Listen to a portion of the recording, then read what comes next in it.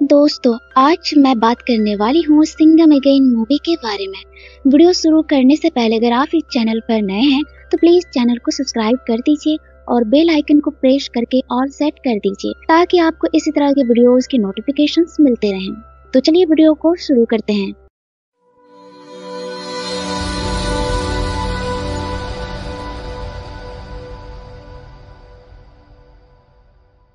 कहानी की शुरुआत में हम देखते हैं कि सिंघम की पोस्टिंग श्रीनगर में हो चुकी है। अब सिंघम अपनी टीम के साथ काम कर रहा है और हमें बैकग्राउंड में ये भी पता चलता है कि एसपीजी के जो कमांडर्स हैं जो सिंघम के साथ काम कर रहे हैं वो लोकल लोग हैं जिनको आतंकवादियों और वहाँ की जमीनी हकीकत का अच्छे से पता है। इस बार सिंघम इस एसपीजी टीम का हेड है। एक छोटे से पुलिस स्टेशन का एसआई अब इंटरनेशनल लेवल पे भी मिशन लीड कर रहा है। फिर कहानी में हम सिंघम की वाइफ अबनी के बारे में भी जानते हैं।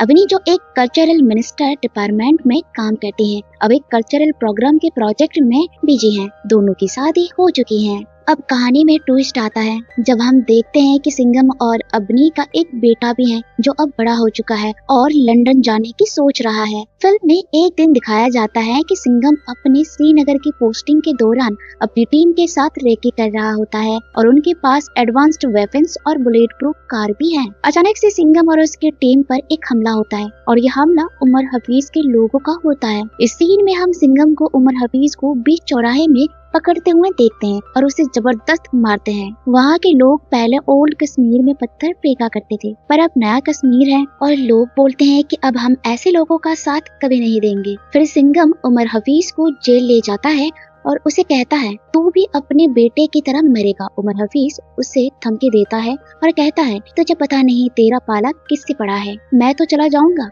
पर जब वो आएगा तो पूरे इंडिया में आंधी लाएगा। इस पे सिंघम कहता है तू बोल तो सही, मैं खुद उसे घर में घुस के मारूंगा। ये नया इंडिया है जो घुस के मारेगा। इसके बाद सिंघम मिनिस्टर से मिलता है जो उसके काम से बहुत खुश है क्योंकि उमर हफीज जैसे बड़े आतंकवादी को सिंघम ने पकड़ लिया है। पर मिनिस्टर सिंघम को बताते हैं कि ये सब एक और बड़े रैकेट का हिस्सा है। उमर हफीज और उसके साथी नशीली पदार्थ को श्रीलंका से तमिलनाडु के पोर्ट में लाते हैं और फिर ये पूरे देश में फैल जाता है जो कि एक बड़ा कंसर्न बन गया है। हम कितनी भी कोशिश कर ले, चाहे पॉलिटिक्स सुधारने की या एजुकेशन देने की, लेकिन ये नशीली पदार्थ हमारे यूथ को बिगाड़ रहे हैं। उमर हाफिज के सारे इलीगल कामों की फंडिंग इसी पैसे से होती है। सिंघम कहते हैं कि इसके मेन इंटेल को हमें रोकना होगा क्योंकि लगता है उमर हफीज ने अपना काम किसी और को सौंप दिया है। सिंघम ये भी नोटिस करते हैं कि वो आसानी से पकड़ में कैसे आ गया। सिर्फ उन्हें मारने के लिए वो श्रीनगर तक आया था और ये कह रहा था कि कोई उनका इंतजार कर रहा है।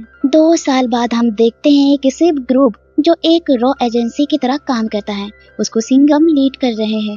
इसमें हर एक स्टेट के ऐसे पुलिस ऑफिसर्स हैं जो सिंघम को अपना आइकन मानते हैं। शिव ग्रुप की 2 साल की सक्सेस के बाद एक कल्चरल इवेंट में रामायण के थीम पर डॉक्यूमेंट्री दिखाई जा रही है जिसमें मिनिस्टर भी शामिल है। इसी दौरान सिंघम को इंटेल मिलता है कि तमिलनाडु पोर्ट पर कैसे ये नशीले पदार्थ आते हैं। सिंघम अपनी टीम के साथ हेलीकॉप्टर के थ्रू उस जगह पर रेड मारते हैं और कुछ लोगों को अरेस्ट करते हैं। इंटरोगेशन के दौरान डेंजर लंका का जिक्र होता है लेकिन लोग उसका नाम लेने से भी डरते हैं क्योंकि उसने उनके परिवार को खत्म कर दिया था। अरेस्टेड लोग ये भी कहते हैं कि हमारी जिंदगी भी खतरे में है, प्रोटेक्शन हो या ना हो हम नहीं बचेंगे। सिंघम को कहा जाता है कि अगर डेंजर लंका को पकड़ना है तो उसके 3 खास आदमियों को पकड़ना होगा जो तमिलनाडु में छुपे हुए हैं। इन लोगों को पकड़ने के लिए इंस्पेक्टर शक्ति जो अपने आप को लेडी सिंघम बुलाती है मिशन पर निकलती हैं। शक्ति जो सिंघम के फैन है तीनों क्रिमिनल्स को पकड़ लेती हैं। जब ये क्रिमिनल जेल में थे और सिंघम अगले दिन सुबह आने वाला था तब ये लोग शक्ति को धमकी देते हैं तो मैं इतना पैसे दूंगा कि तुम्हारे पूरे पुलिस स्टेशन में भी नहीं समाएगा। अगर मेरा ऑफर नहीं माना तो डेंजर लंका पूरा स्टेशन जला देगा, कोई भी जिंदा नहीं बचेगा। रात को शक्ति स्टेशन में नहीं होती और तभी डेंजर लंका अपने गैंग के साथ पुलिस स्टेशन पर हमला करता है जैसे उसने धमकी दी थी।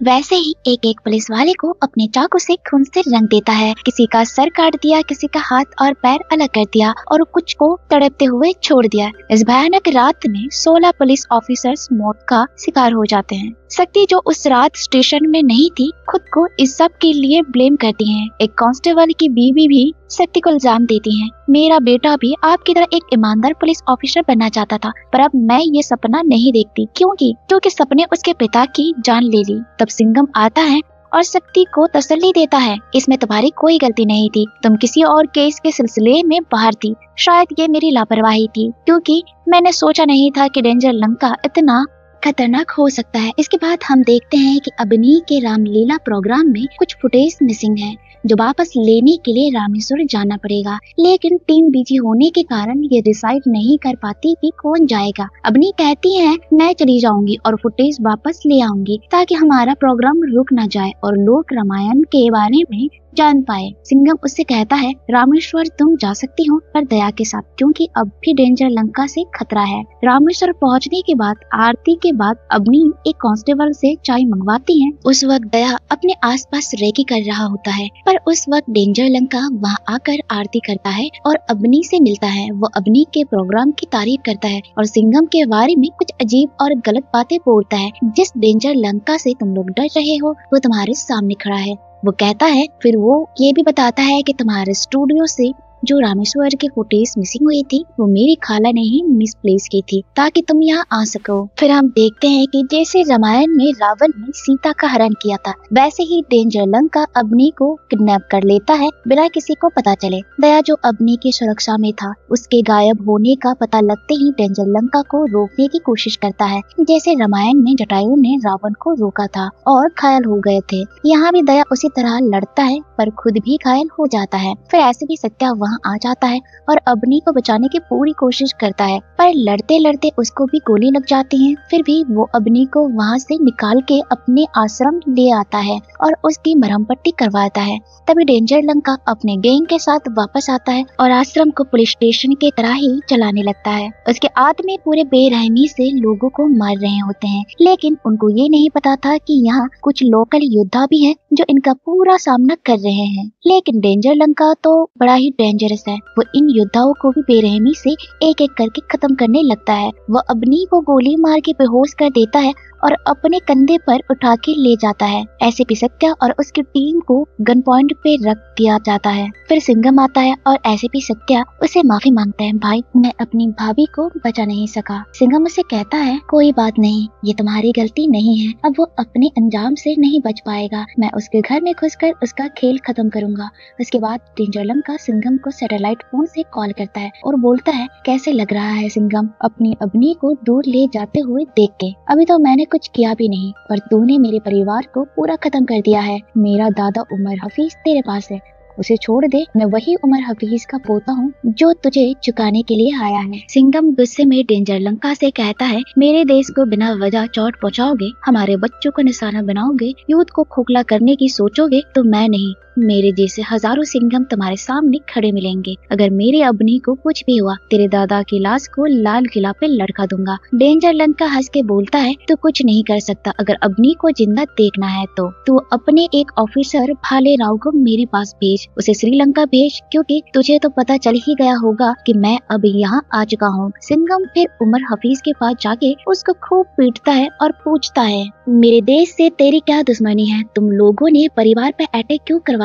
उमर हफीज हंस के बोलता है मेरे अपने भी इस रास्ते में शहीद हुए हैं, तुम लोगों ने हमारे मिशन में रुकावट डाली है। सिंघम गुस्से से बोलता है जो तुम मकसद बोल रहा है ना, उसका असर किसी के भलाई में नहीं है, तुम बस अपनी जेब भर रहे हो। जिस तरह तेरे बेटे को घसीटा था वैसे ही तेरे पोते को भी घसीट के जमीन पर ले आएंगे। फिर सिंघम भालेराव से मिलता है जो एकदम मुफत टाइप का है। भालेराव अपने अंदाज में बोलता है आज फैमिली पे बात आ गई है सर, ये अब ड्यूटी नहीं पर्सनल हो गया है। सिंघम बोलता है सही कहा, आज हमारी टीम के हर कदम पर सैटेलाइट से नजर रखी जाएगी। दूसरी तरफ श्रीलंका में डेंजर लंका अबनी से बोलता है रामायण का ड्रामा कर रहे हो तुम लोग, राम है, लक्ष्मण है, सुग्रीव है, लेकिन इस बार रावण जीतेगा। अबनी हंस के बोलती है चाहे कलयुग हो या सतयुग, अंत में तो हमेशा रावण की हार होती है। इधर सिंघम प्लान के मुताबिक पानी के रास्ते से श्रीलंका पहुंचता है और भालेराव को मॉनिटर कर रहे होते हैं, पर कुछ देर में सैटेलाइट का सिग्नल चला जाता है और भालेराव गायब हो जाता है।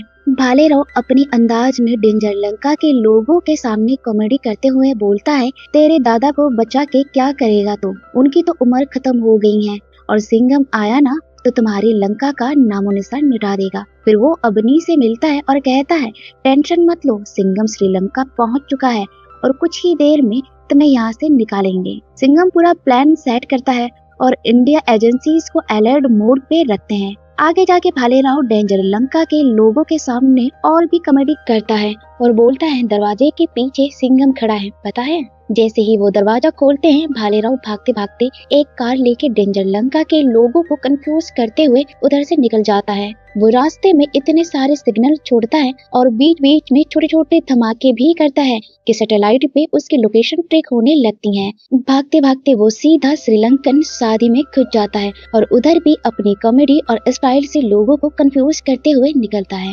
डेंजर लंका के लोग उसके पीछे पड़े रहते हैं पर उनका पूरा फोकस उस पर ही रह जाता है। तभी सिंघम सीन में एंट्री मारते हैं और भालेराव को बचाते हैं। भालेराव यूजुअल स्टाइल में हंसी मजाक करते हुए सिंघम से बोलता है, शादी वाले लोग मुझे पीछा छोड़ दे, इसलिए मैं उनको भारत का फ्री टूर का टिकट ऑफर करके आ गया। फिर सिंघम और भालेराव दोनों भागते हुए अड्डे की तरफ जा रहे होते हैं जब अचानक अबनी उनके सामने खड़ी होती है और उसके सर पे एक गन होता है। सिंघम फुल स्पीड में ब्रेक मारता है और उसकी गाड़ी उलट के गिर जाती है। जैसे ही सिंघम अपनी गाड़ी से निकलता है, सामने डेंजर लंका खड़ा होता है और उसके आसपास 10-20 गुंडे सिंघम को घेर कर पकड़ते हुए होते हैं। लेकिन सिंघम तो एक असली शेर है, बिना रुके वो उनके बीच से रास्ते बनाते हुए आगे बढ़ता रहता है, जैसे डेंजर लंका को वहीं ठोक देगा।